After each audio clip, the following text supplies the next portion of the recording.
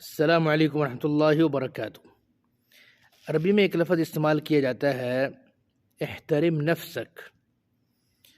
اس کا کیا مطلب ہوتا ہے اور یہ کہاں استعمال کیا جاتا ہے، کس موقع پر استعمال کیا جاتا ہے؟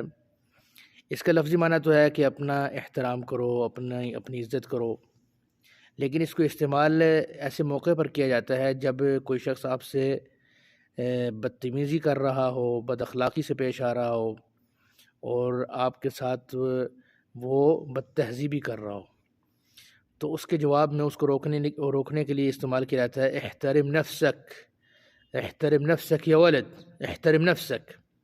اس کا مطلب یہ ہوتا ہے کہ تم اپنی ذات کا احترام کرو۔